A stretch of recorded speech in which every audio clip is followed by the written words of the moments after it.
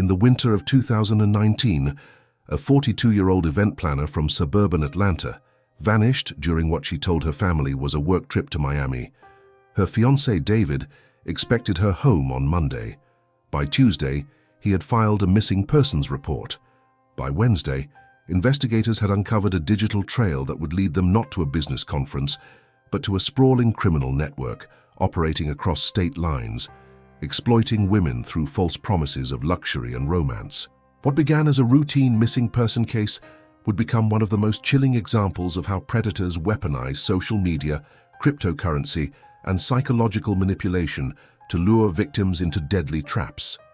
This is the story of Vanessa Cole, a woman whose desire for something more cost her everything, and the relentless pursuit of justice that exposed a trafficking operation hiding in plain sight. Before we go deeper, subscribe if you love true crime documentaries, and tell me in the comments where you're watching from. Vanessa Cole had built her life carefully, piece by piece. At 42, she was a working mother, an event planner known for her attention to detail and her ability to manage high-stress situations with grace. She had a 9-year-old daughter, Leah, who was the center of her world. After a difficult divorce years earlier, Vanessa had reconstructed her life around stability and routine. She worked long hours, juggling client demands and school pickup schedules, always making sure Leah had what she needed. There were no dramatic turns in her story, no sudden windfalls or tragedies. She was a woman who had learned to be content with what she had earned through persistence and hard work. Her days followed predictable rhythms, the kind of life that felt safe, even if it sometimes felt small. But beneath that surface, there was a quiet restlessness, a sense that the life she had built while solid might not be the life she truly wanted. She rarely spoke about it, even to herself. It was just a feeling, a whisper in the back of her mind when she scrolled through social media and saw other people living lives that seemed more exciting, more glamorous, more free. She had never been the type to chase fantasies, but somewhere along the way, the routine had started to feel like a cage. David, her fiancé, was the opposite of that restlessness. He was steady, reliable, the kind of man who showed up when he said he would and meant what he said. They had met through mutual friends 2 years earlier, and their relationship had grown slowly, built on trust and shared values rather than passionate intensity. David was a carpenter, a man who worked with his hands and took pride in building things that lasted. He had never been married, never had children of his own, but he loved Leah like she was his daughter. He spent weekends helping her with school projects, teaching her how to use tools, making her laugh with his terrible jokes. Vanessa had come to depend on him in ways she hadn't depended on anyone in years. He was safe, he was good, and in many ways, that was enough. They had started planning their wedding, a small ceremony in the spring, nothing extravagant, just something meaningful. David had proposed with a simple ring, nothing flashy, and Vanessa had said yes without hesitation. She loved him. She knew she did. But love, she was beginning to realize, could coexist with doubt. The doubts crept in slowly, through the cracks in her routine. She found herself spending more time online in the evenings, scrolling through Instagram and Facebook, watching other people's curated lives unfold in filtered images. She saw women her age traveling, dining at expensive restaurants, posing in designer clothes. She told herself it was just entertainment, a way to unwind after a long day. But the images lingered in her mind, planting seeds of dissatisfaction. She started to wonder if she had settled, if the life she had chosen was the life she truly wanted, or just the life she had convinced herself was enough. That's when Brandon Cross appeared. His profile was polished, professional, designed to impress. He claimed to be a cryptocurrency investor, a self-made millionaire who had built his fortune through smart trades and risk-taking. His photos showed him on private jets, in luxury hotels, surrounded by the trappings of wealth. He posted motivational quotes about success, about taking chances, about refusing to settle for mediocrity. He looked young, confident, attractive, and he sent Vanessa a message. At first it was just a compliment, something about her profile photo, how beautiful she looked. Vanessa almost didn't respond. She wasn't the type to flirt with strangers online, and she was engaged after all. But something about his message felt harmless, flattering in a way that David's steady affection no longer felt. She replied with a polite thank you, and Brandon responded immediately, asking her about her work, her interests, her life. The conversation flowed easily, almost too easily. He was charming, attentive, asking the kinds of questions that made her feel seen. He told her she seemed too smart, too accomplished to be stuck in a routine that didn't challenge her. He told her she deserved more. And slowly, over days and then weeks, Vanessa found herself looking forward to his messages, checking her phone more often, feeling a thrill she hadn't felt in years. She told herself it was just a friendship, just a distraction, nothing serious. She never mentioned it to David. She didn't think she needed to. Brandon was patient, methodical in the way he drew her in. He didn't rush. He waited for her to trust him, to feel comfortable, to start opening up about her life, her frustrations, her dreams. He told her about his own life, his travels, his investments, the freedom that came with having money. He made it all sound effortless, as if wealth and adventure were just choices anyone could make if they were bold enough. He sent her photos of places he claimed to be visiting, luxury resorts, private villas, cities she had only seen in magazines. He told her she should experience that kind of life, that she was wasting her potential by staying in her small world. And then, after weeks of conversation, he made his offer. A weekend in Miami, all expenses paid, a chance to see what that life could be like. He said he had business there anyway, that he would be flying on a private jet, and there was room for her if she wanted to come. No strings attached, he insisted. Just a weekend, just an experience. He told her she deserved it. Vanessa knew it was wrong. She knew she shouldn't go. She had commitments, plans with David, a daughter who needed her.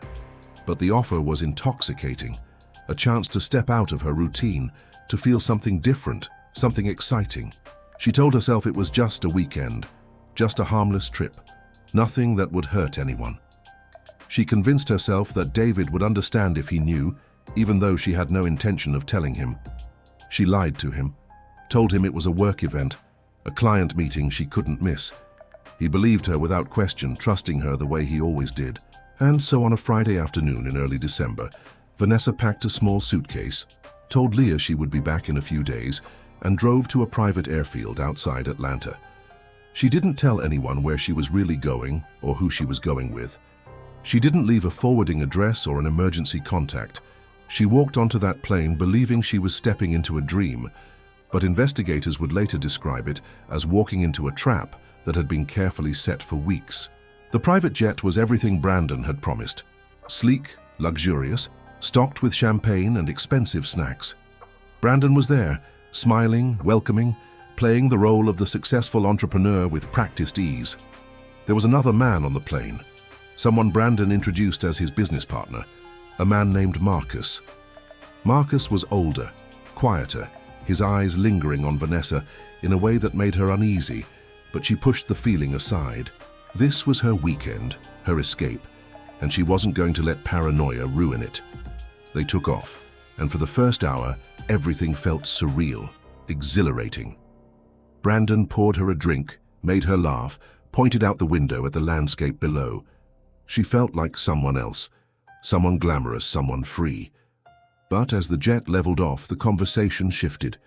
Brandon started asking her questions, more personal questions about her finances, her debts, her responsibilities.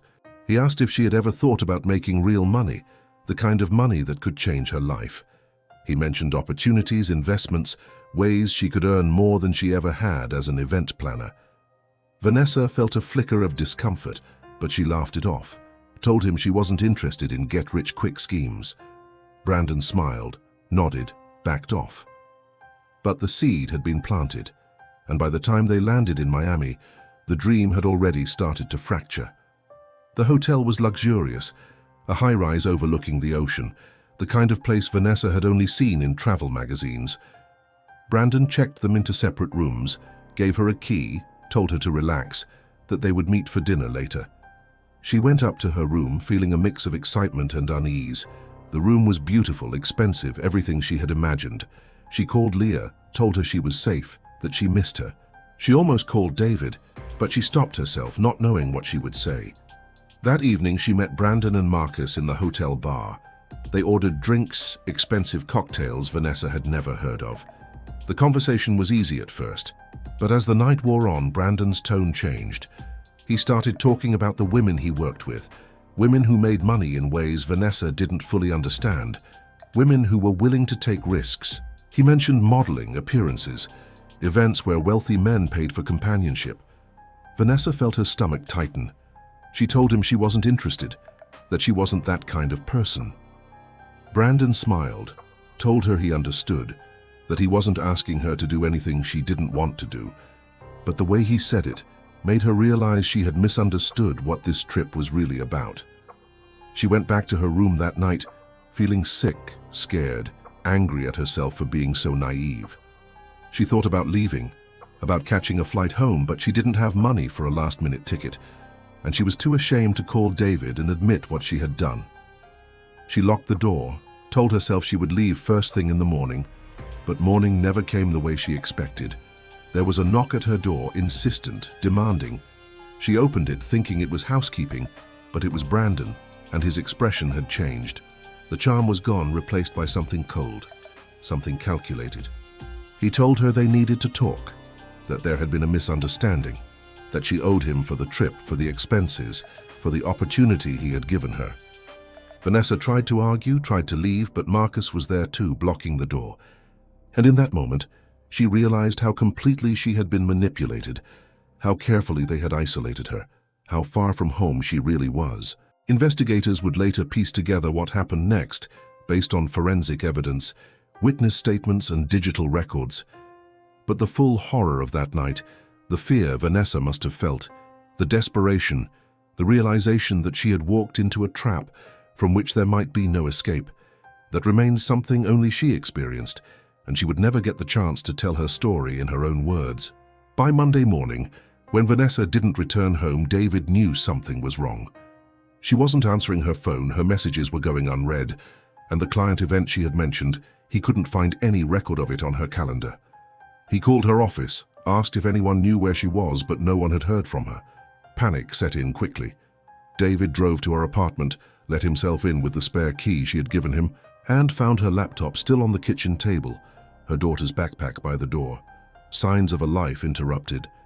He called the police immediately, filed a missing persons report, gave them everything he could think of, her phone number, her car's license plate, the vague details of the work trip she had mentioned.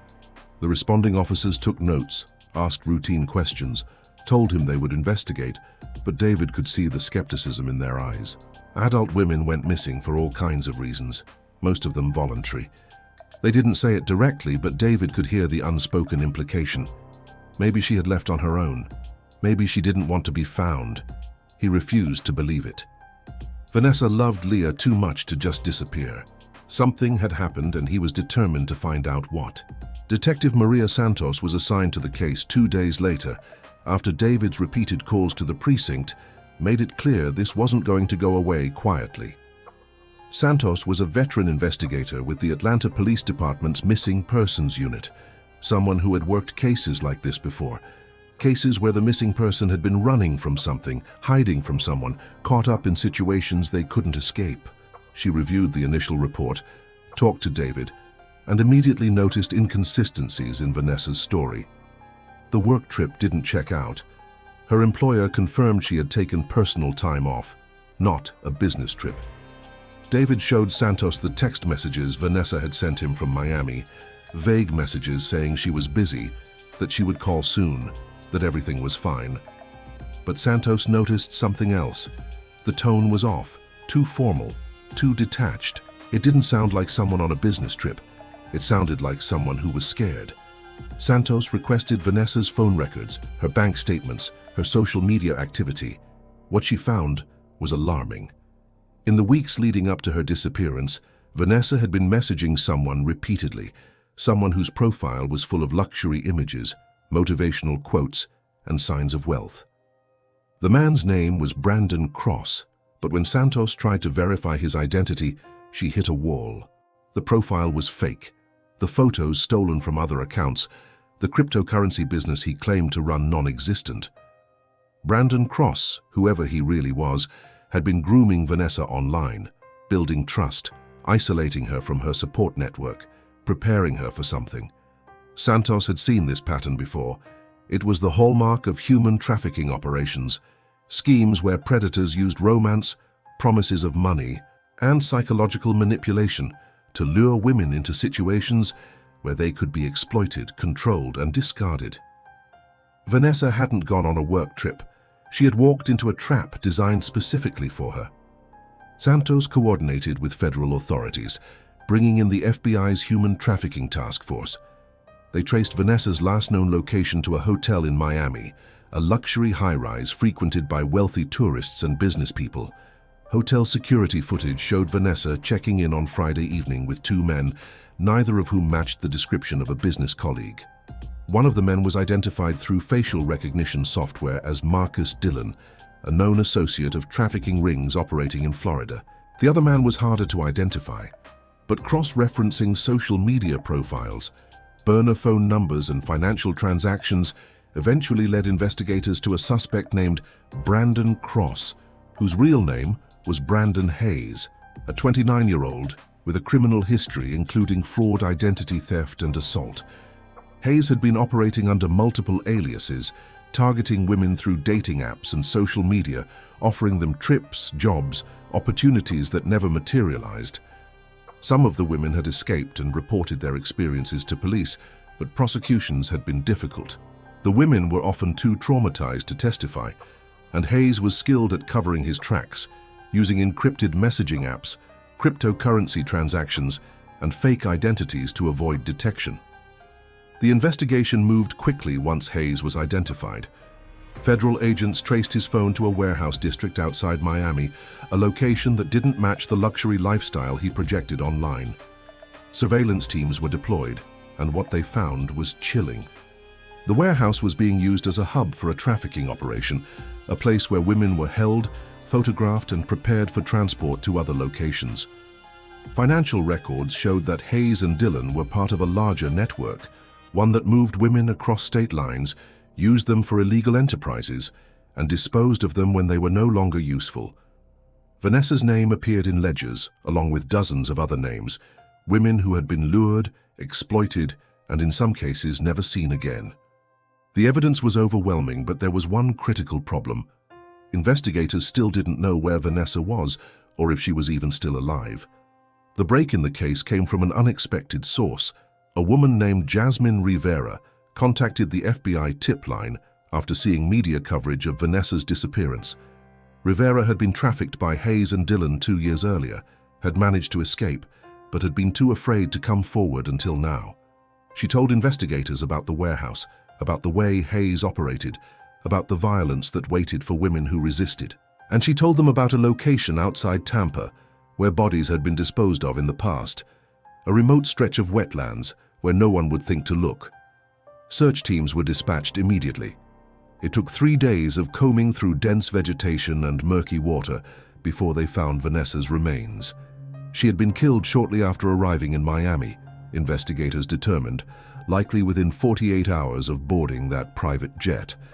The cause of death was asphyxiation, and forensic evidence suggested she had fought back, had tried to escape, but had been overpowered. The medical examiner's report was clinical, detached, a list of injuries and findings that couldn't capture the terror Vanessa must have felt in her final moments. David was notified immediately, and the news shattered him in ways he hadn't thought possible. Vanessa was gone, and there was nothing he could do to bring her back. The arrests happened swiftly. Federal agents moved on the warehouse, seizing evidence, rescuing 3 women who were being held there, and apprehending Hayes Dillon and a third man named Trevor Jackson, who had been operating the logistics side of the trafficking network. All 3 men were charged with multiple counts of murder, human trafficking, kidnapping, money laundering, and racketeering. The evidence against them was extensive: digital records showing their communications with Vanessa and other victims, financial transactions linking them to the trafficking operation, witness testimony from survivors, and forensic evidence tying them to Vanessa's death. Prosecutors described it as one of the most clear-cut cases they had ever seen. a rare situation where the investigation had uncovered not just the crime, but the entire system that enabled it. The trial would take months to prepare, but from the beginning, there was little doubt about the outcome. These men had left a trail of evidence so damning that even the most skilled defense attorneys would struggle to create reasonable doubt. David's world collapsed in stages. First came the shock of Vanessa's disappearance, then the horror of learning what had really happened to her, and finally the unbearable weight of grief when her body was found. He stopped working, couldn't eat, couldn't sleep, spent his days in a haze of anger and sorrow. He blamed himself for not seeing the signs, for not questioning her story, for trusting her when maybe he should have pressed harder. Friends and family tried to comfort him, told him it wasn't his fault, that Vanessa had been manipulated by professionals, that no one could have predicted this. But David couldn't forgive himself. He had loved Vanessa, had wanted to protect her, and he had failed. The only thing that kept him moving forward was Leah. Vanessa's daughter had lost her mother, and David couldn't bear the thought of her losing anyone else. He had always been a father figure to Leah, but now he became her anchor, the one stable presence in a world that had been turned upside down. He started the process of adopting her, navigating legal paperwork and family court hearings, determined to give her the life Vanessa would have wanted for her. It was the only way he could honor Vanessa's memory, the only way he could make sense of the senseless. The trial began in the fall of 2020, more than a year after Vanessa's death. David attended every day, sitting in the gallery, watching as prosecutors laid out the evidence against Hayes, Dillon, and Jackson. The courtroom was filled with journalists, victims' advocates, and family members of other women who had been harmed by this network. The prosecution's case was meticulous, built on thousands of pages of documents, hours of surveillance footage, forensic reports, and testimony from survivors who had managed to escape. Hayes' defense attorney tried to argue that his client had been a minor player, that he had been coerced by more powerful figures in the organization, but the evidence told a different story. Hayes had been the primary recruiter, the one who made first contact with women, who built their trust, who lured them into traps. Dillon and Jackson had been enforcers, the ones who controlled the women once they were in the network. But Hayes had been the face of the operation, the charming predator who made it all possible. The jury heard testimony from women who had been trafficked by Hayes, women who described the same pattern Vanessa had experienced: the online grooming, the false promises, the sudden shift from seduction to coercion. They heard from FBI agents who had traced the network's operations across multiple states, showing how it had operated for years, exploiting dozens of women, generating millions of dollars in illegal revenue. And they heard from the medical examiner who had autopsied Vanessa's body, who described her injuries in clinical detail, leaving no room for doubt about what had been done to her. David sat through it all, his face a mask of controlled rage. There were moments when he wanted to stand up, to shout at the defendants, to make them look at him, to force them to acknowledge what they had done. But he stayed silent, knowing that the justice system had to run its course, that his anger wouldn't change the outcome. The defense attorneys did their best, but they were fighting an uphill battle. The evidence was overwhelming, the testimonies were consistent, and the forensic science was irrefutable. The jury deliberated for less than 6 hours before returning a verdict. Guilty on all counts for all 3 defendants. Hayes, Dillon, and Jackson were convicted of murder, human trafficking, kidnapping, money laundering, and racketeering. Sentencing came weeks later, and the judge handed down the maximum penalties allowed by law. Hayes received life in prison without the possibility of parole, as did Dillon and Jackson.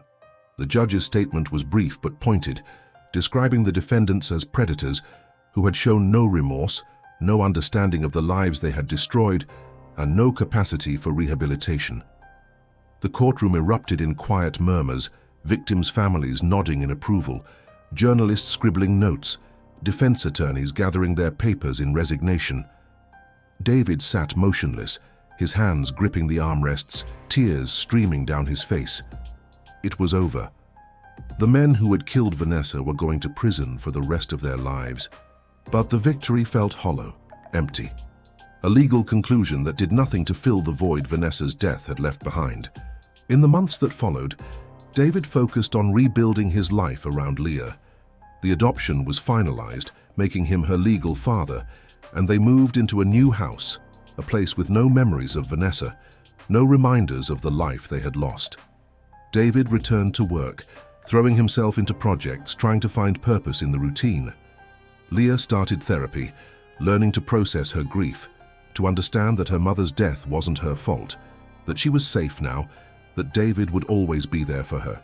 They went to the cemetery together once a month, bringing flowers, sitting in silence, honoring Vanessa's memory in the only way they knew how. David gave interviews to local media, hoping to raise awareness about online predatory schemes, about the tactics traffickers used, about the importance of recognizing warning signs before it was too late. He partnered with victims' advocacy groups, spoke at conferences, shared Vanessa's story in the hope that it might save someone else. It was painful, reliving her death over and over, but it felt necessary, a way to make sure her life and her death meant something. The case left ripples far beyond David and Leah. The FBI used the evidence gathered during the investigation to dismantle other trafficking networks, identifying and arresting more than 30 individuals connected to Hayes' operation. Dozens of women were identified as victims, and some were located and provided with resources, therapy, legal assistance. Others were never found, their fates unknown, their names just entries in ledgers that would be studied by investigators for years to come. The case became a training tool for law enforcement, an example of how trafficking operations use technology, how they exploit psychological vulnerabilities, how they hide in plain sight under the guise of legitimate businesses and social media personas. Vanessa's story was taught in criminal justice courses, analyzed in academic papers, referenced in legislative hearings about online safety and human trafficking prevention.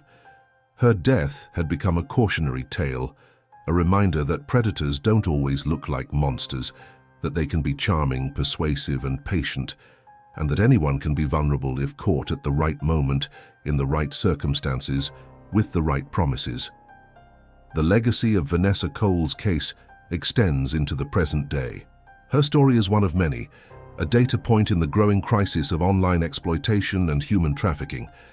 But it is also a deeply personal tragedy, a reminder that behind every statistic is a real person, someone with dreams, fears, family, and a life that mattered. Vanessa made choices that put her in danger, choices she might have reconsidered if she had understood the risks. But those choices don't diminish the fact that she was a victim, that she was murdered by men who saw her as nothing more than a commodity, a means to an end. David continues to honor her memory by raising Leah, by advocating for victims, by refusing to let her story be forgotten. He has said in interviews that he doesn't blame Vanessa for what happened, that he understands the allure of escape, the desire for something more, the vulnerability that comes with dissatisfaction and doubt. He blames the men who exploited that vulnerability, who turned a woman's longing for a better life into a weapon against her. And he blames a system that still, despite years of awareness campaigns and legislative efforts, allows predators to operate with relative impunity, using technology as a shield, using women as disposable resources, using society's indifference as cover. The investigation into Brandon Hayes' network revealed the scope of the operation, but it also revealed how many cracks exist in the systems meant to protect people like Vanessa. Hayes had been arrested before, had been investigated multiple times, but had always managed to slip through, often because victims were too afraid to testify, or because evidence was insufficient to secure convictions. The fake identities he used, the encrypted communications, the cryptocurrency transactions, all of these tools made it difficult for law enforcement to track him until the evidence became overwhelming. And by the time the evidence became overwhelming, dozens of women had already been harmed. Vanessa's case became a turning point, a moment when federal agencies realized they needed to adapt their tactics to invest in better technology, to train investigators in digital forensics, to build partnerships with tech companies, to identify and shut down predatory accounts before they could do harm. But those changes came too late for Vanessa, and they came too late for the other women whose names were found in Hayes' records, women whose families still don't have answers, whose bodies were never recovered, whose stories will never be fully told. David's final interview recorded for a documentary about trafficking survivors, is difficult to watch. He speaks calmly, but the pain is evident in his voice, in the way he pauses between sentences, in the way his hands shake when he talks about Leah. He says he doesn't know if he will ever fully heal, if grief is something you recover from or just something you learn to carry. He says he thinks about Vanessa every day, about the life they were supposed to build together, about the future that was stolen from them. He says he wishes he had asked more questions, pushed harder, been more suspicious. But he also says he knows that wouldn't have changed anything, that Vanessa had been targeted by professionals, that the outcome was likely inevitable once she stepped onto that plane. He says he has forgiven Vanessa for lying to him, for going to Miami, for putting herself in danger. He says he understands now that she was searching for something she thought was missing from her life, and that the men who killed her used that search against her. And he says he hopes that by sharing her story, by keeping her memory alive, he can prevent someone else from making the same mistakes, from falling into the same trap, from becoming another statistic in a crisis that shows no signs of slowing down. Leah, now a teenager, has chosen not to speak publicly about her mother's death. David respects that choice, protects her privacy, ensures that she has the space to grow up without being defined by tragedy. But he has said that Leah knows the truth, that she understands what happened, and that she carries her mother's memory with her in ways that are private, personal, and hers alone. David has built a life for them that is quiet, stable, focused on healing rather than dwelling on the past. They go to therapy together, they talk about Vanessa when Leah wants to, and they honor her memory by living lives that are full, meaningful, and grounded in love. It is not the life David imagined when he proposed to Vanessa, but it is a life that has purpose, and in the end that is all he can ask for. The men who killed Vanessa will never leave prison. They will spend the rest of their lives in federal penitentiaries, separated from society, stripped of the freedom they stole from their victims. There is no redemption arc for them, no possibility of parole, no chance for forgiveness. They are, in the eyes of the law and the public, monsters who deserve nothing more than to be forgotten. But David refuses to let Vanessa's story be only about them, only about the violence and the tragedy. He insists that her story is also about love, about resilience, about the strength it takes to keep going when everything you thought you knew has been shattered. He says that Vanessa's legacy is not her death, but the life she lived before it, the way she loved her daughter, the way she tried to build something better, the way she made people feel when she was alive. And he says that as long as he and Leah are alive, as long as they remember her, Vanessa Cole will never truly be gone.